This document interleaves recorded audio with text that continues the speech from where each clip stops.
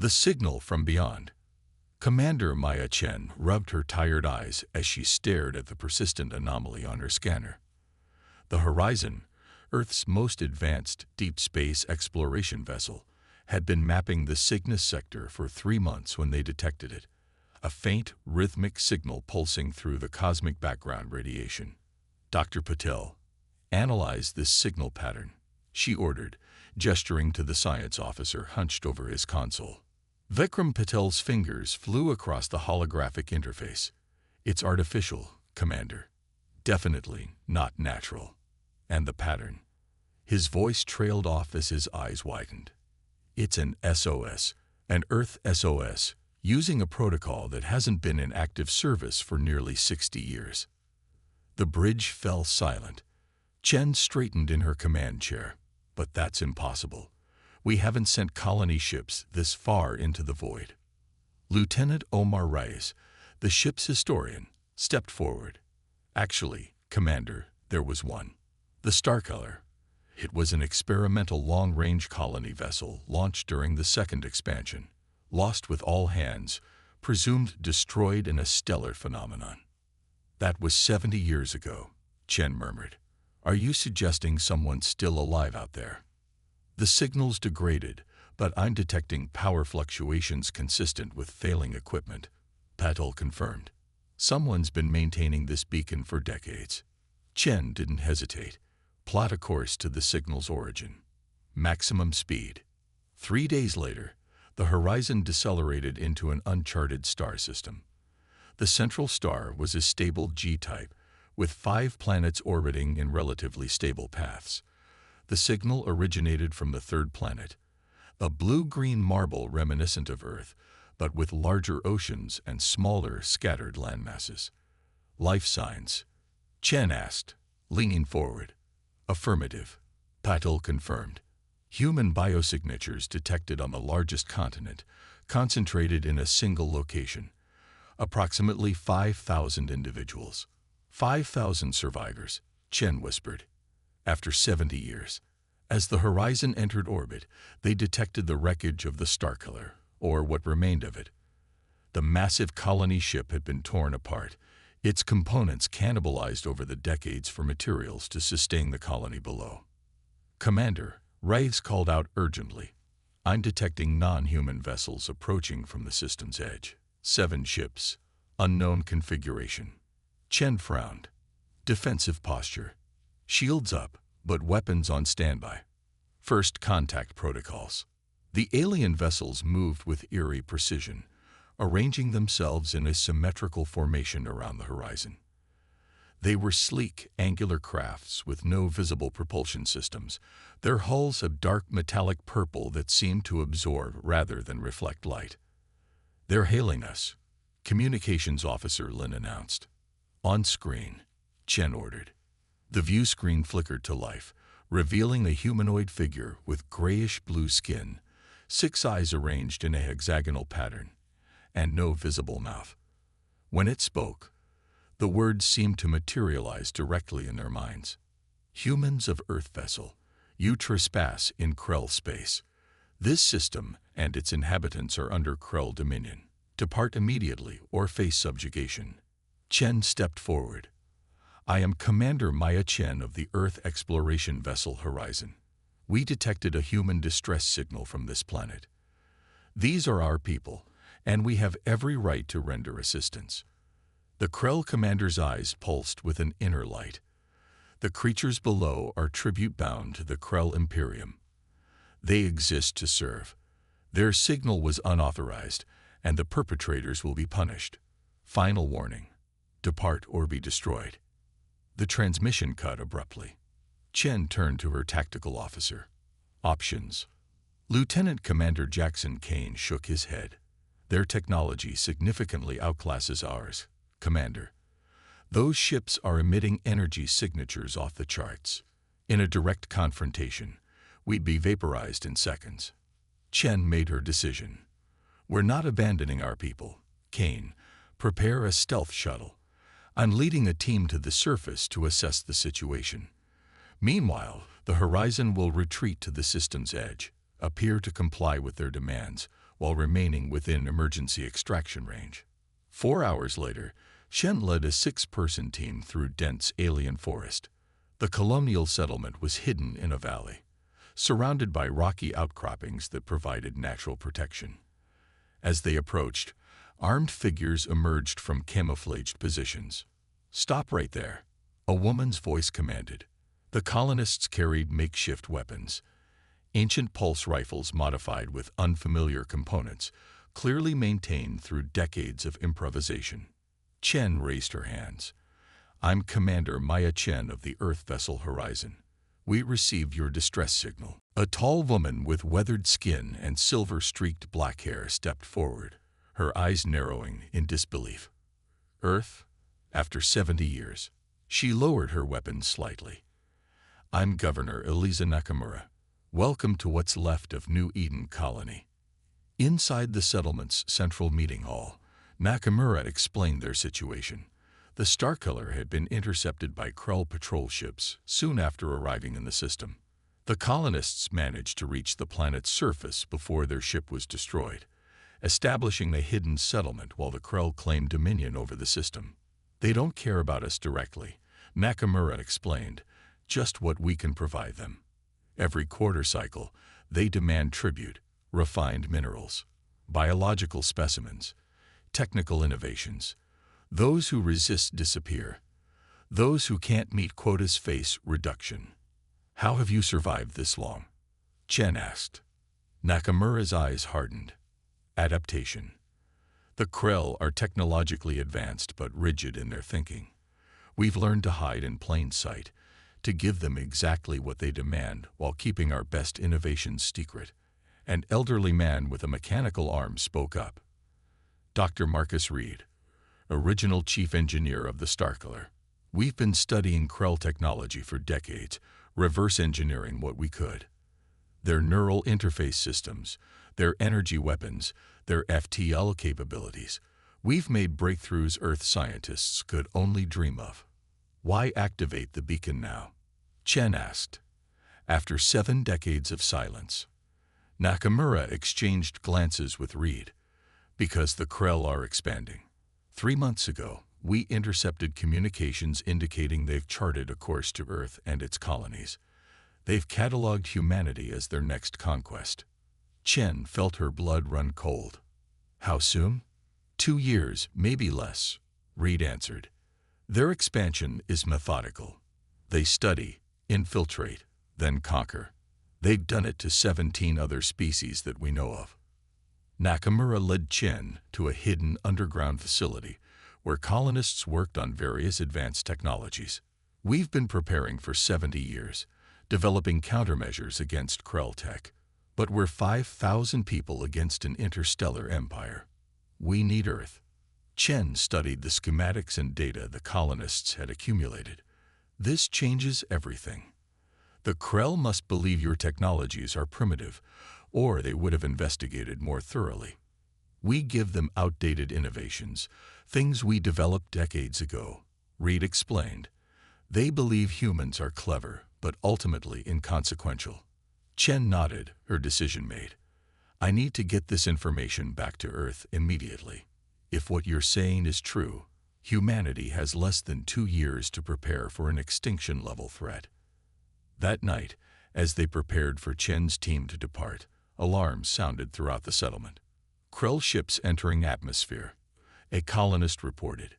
"They're scanning for the Earth vessel's shuttle." "They must have detected our entry," Kane said grimly.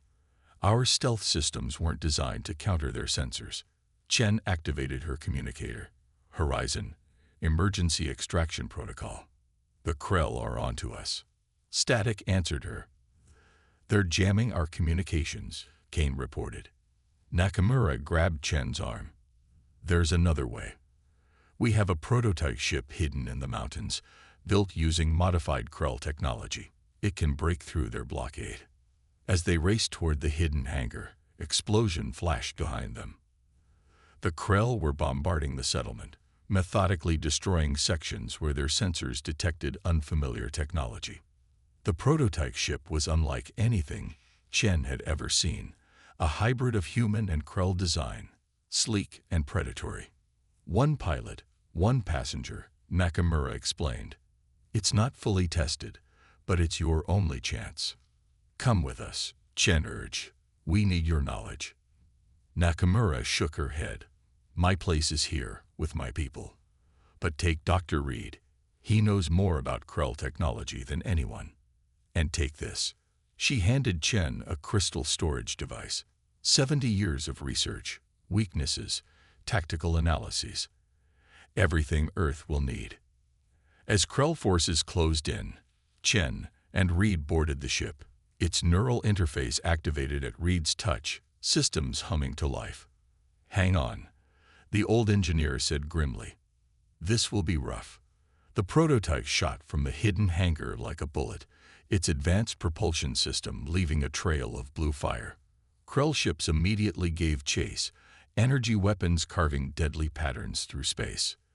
They're too fast, Chen observed tensely as Reed piloted them toward the system's edge. Watch this, Reed replied with unexpected relish. He activated a sequence, and the ship's hull began absorbing the energy from the Krell weapons, redirecting it to the propulsion system. Their own weapons make us faster. The prototype ship accelerated beyond the Krell vessel's ability to pursue, reaching the waiting horizon.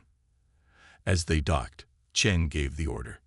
Maximum emergency speed. Set course for Earth. We need to deliver this warning before it's too late. As the horizon jumped to FTL, Chen stood on the bridge, the data crystal clutched in her hand. Send priority 1 transmission to Earth Defense Command, she ordered. Subject: extinction level threat. Humanity's survival depends on what we do next. Humanity unleashed.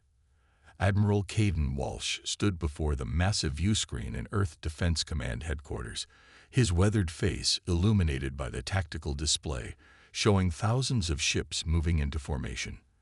At 62, Walsh had spent his entire career preparing for a moment he'd hoped would never come. Status report, he demanded, his deep voice carrying across the command center. All 7 battle groups report ready, Admiral, replied Vice Admiral Helena Ortiz. The Thunderbolt is standing by as your flagship. The Sentinel network has been fully activated, and the Mars shipyards have delivered the last of the Nova-class dreadnoughts. Walsh nodded grimly. For 18 months, Earth and its colonies had been preparing for war. Commander Chen's warning had triggered the activation of the Phoenix Protocol, humanity's long-dormant contingency plan for existential threats. Industries had been converted to military production, civilian ships retrofitted with weapons systems, and military research accelerated beyond all previous limitations. And the Krell? He asked. Their advance fleet entered the Arcturus system yesterday, Ortiz replied. They've already begun their standard protocol. Demand submission, demonstrate overwhelming force, then install control mechanisms, just as Dr. Reed predicted. Walsh turned to the elderly scientist who stood nearby, his mechanical arm now replaced with a more advanced Earth prosthetic. Your intel has been flawless so far, Doctor. Will our adaptations work? Reed nodded confidently. The Krell have conquered 17 species, Admiral, but they've never faced humanity. Their tactics are methodical but predictable. Their technology is advanced but inflexible. And most importantly, they believe we're primitive and disorganized. Then let's prove them wrong, Walsh declared. Begin Operation Retribution. Across the Sol system, humanity's Armada mobilized. Unlike the graceful, symmetrical formations favored by the Krell, the human fleet moved in seemingly chaotic patterns, an intentional strategy designed to confuse Krell tactical systems that relied on predictive algorithms. Aboard the flagship Thunderbolt, Walsh addressed the unified fleet. For too long, humanity has explored the stars with peaceful intentions. Today, we show the galaxy that peace was a choice, not a necessity. The Krell believe us weak. They believe us prey. They are mistaken. The massive human fleet jumped to FTL, employing a revolutionary drive system reverse-engineered from Krell technology, but improved upon by human innovation. Instead of arriving as a single force, they emerged in the Arcturus system in staggered waves, appearing at seemingly random coordinates that nonetheless formed a complex three-dimensional encirclement of the Krell advance fleet. On the bridge of the Krell command vessel, Supreme Overseer Gaxnard observed the human arrivals with 6 unblinking eyes. Impossible, the Krell commander communicated to his subordinates. Their technology is primitive. Their ships were defenseless mere decades ago. This is Admiral Caden Walsh of the United Earth Defense Fleet. Walsh's transmission cut across all frequencies. You have invaded human territory and threatened human lives. Withdraw immediately or be destroyed. Gaxnar's response radiated contempt. Your unexpected development is noted but irrelevant. The Krell have never known defeat. Submit and your species will serve. Resist, and you will be exterminated. I was hoping you'd say that, Walsh replied before cutting the transmission. All ships, execute Battle Plan Hydra. The human fleet exploded into action. Smaller, faster vessels darted between the larger Krell ships, deploying specialized disruptor fields that interfered with the neural networks connecting the Krell fleet. Meanwhile, larger Earth vessels focused concentrated fire on specific targets, their weapons capitalizing on the weaknesses identified by the New Eden colonists. The Krell responded with overwhelming force, their energy weapons carving through space. Several human ships were vaporized instantly, but the fleet's seemingly erratic movements made targeting difficult. The Krell, accustomed to enemies who either fled or attacked head-on, struggled to adapt to humanity's unpredictable battle tactics. They're attempting to regroup, Ortiz reported, forming their standard defensive sphere. Walsh nodded. Spring the trap. Activate the Prometheus warheads. Throughout the battlefield, specially designed missiles that had been deployed during the initial chaos activated. Instead of exploding, they created localized ruptures in space-time, artificial gravity wells that disrupted the Krell formation and pulled their ships out of alignment. All ships, concentrate fire on grid sectors 7 through 12. Walsh ordered. Strike while they're disoriented. The human fleet pounced, targeting the now exposed weak points in Krell ship design. One by one, the massive alien vessels exploded or drifted powerless through space. On the Krell command ship, Gaxnar witnessed something unprecedented. Defeat. Impossible, the Supreme Overseer broadcast. The Krell are superior. We cannot be defeated by lesser beings. That's where you're wrong, Walsh responded. You've conquered species who fought like you. Humanity doesn't play by your rules. We adapt. We improvise. We overcome. The battle raged for hours, but the outcome was inevitable. The Krell advance fleet, over 200 ships strong, was systematically dismantled by the human Armada. As the Thunderbolt closed in on the crippled Krell command vessel, Walsh offered one final communication. Your empire has expanded unchallenged for too long, taking what doesn't belong to you, enslaving those who've done you no harm. That ends today. Return to your space. Tell your leaders what happened here. Tell them that humanity stands ready to meet any further aggression with the same response. The surviving Krell ships retreated, jumping to FTL with their wounded command vessel.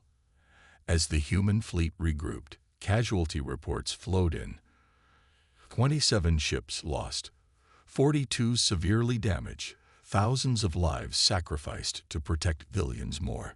3 months later, Admiral Walsh stood in the newly constructed Galactic Council chamber on Earth, where representatives from 5 previously subjugated species had gathered alongside human delegates.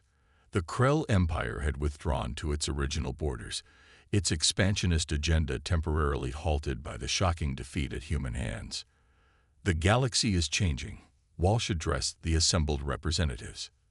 For too long, the Krell have dictated the terms of existence for spacefaring civilizations.